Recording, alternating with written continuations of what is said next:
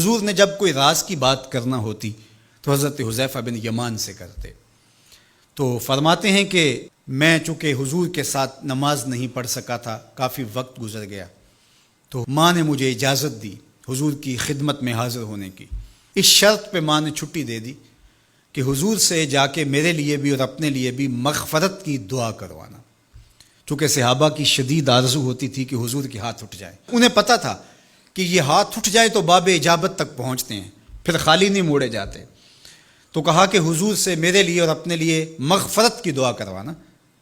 ماں نے اجازت دے دی تو یہ حضور کی خدمت میں آئے. کہتے ہیں میں نے مغرب کی نماز پڑھی اور سلام پھرا تو میرے دل میں تھا کہ حضور سے ملوں اور کہوں کہ حضور میرے لیے، میری ماں کے لیے مغفرت کی دعا کر دیجئے.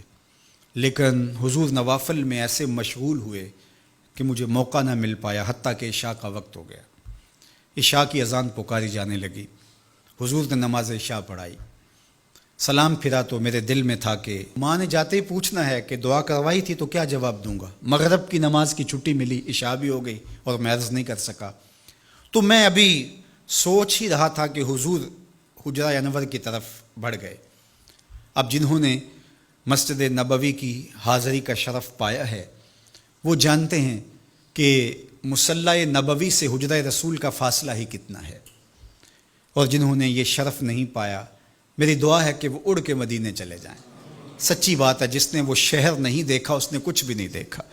جنہوں ویک کے اکھیاں ٹھر دیاں نے، جنہوں ویک کے ٹھر دا سینہ ہے، ربا تیری ساری خدائی وچوں بس اکو شہر مدینہ ہے. آج اس وقت پوری دنیا کے اوپر جو وبا پھیلی ہے اس کی وجہ سے، جہاں اور بہت ساری چیزیں ہمارے لیے اذیت اور دکھ کا ذریعہ ہیں، وہاں ایک بہت بڑا دکھ ہے کہ مسجد نبوی کے دروازے بھی بند ہیں.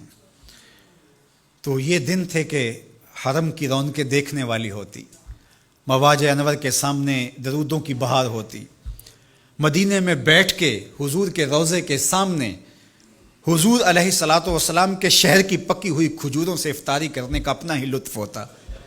آج مدینے کے لوگ بھی ترس رہے ہیں. بچپن سے لڑکپن تک اور لڑکپن سے جوانی تک اور جوانی سے بڑھاپے تک 80 سال عمر ہو گئی، جنہوں نے رمضان المبارک کا روزہ مسجد نبوی سے باہر کبھی کھولا ہی نہیں، آج اپنے گھروں کی چھتوں پہ کھڑے ہو کے میناروں کو دیکھتے اور چیخیں مار رہے ہیں. اللہ اس وبا کے دن مختصر کر دے اور اس امت کے لیے آسانیاں پیدا کر دے. تو حضور علیہ السلام اٹھے مصلی انور سے اور اپنے حجرہ انور کی طرف چل پڑے.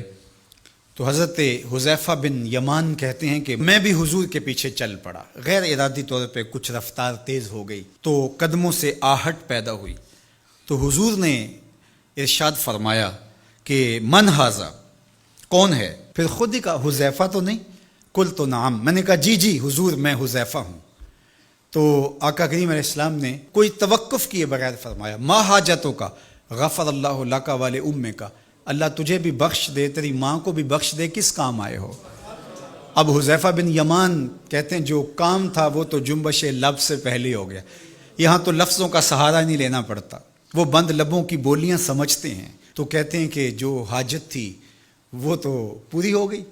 یہی تو کہنا تھا کہ حضور میرے لیے اور میری ماں کے لیے مغفرت کی دعا کیجیے. پھر حضور نے ارشاد فرمایا قال ان ھذا ملک لم ینزل الارض قط قبل ھذہ اللیلہ، اے حذیفہ یہ فرشتہ ہے جو اس رات سے پہلے زمین پر کبھی نہیں آیا، یہ پہلی مرتبہ آیا ہے. استاذن ربہ ان یسلم علیہ، اس نے رب سے اجازت مانگی تھی، مالک تیرے محبوب کو سلام نہ کر رہا ہوں، مجھے سلام کرنے آیا ہے.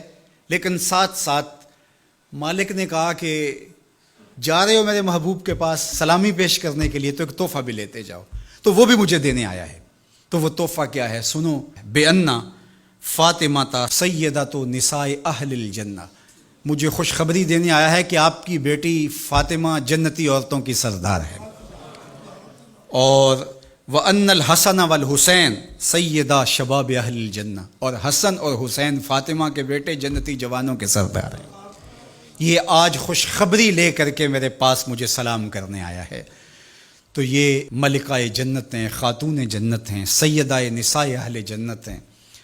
کہتے ہیں کہ جب حضور علیہ الصلاۃ والسلام کو سیدہ فاطمہ الزہرا رضی اللہ تعالی عنہا کوئی بات کرتی تھی تو حضور ان کی بات کو نہیں ٹالتے تھے، ان کی بات مان لیتے تھے۔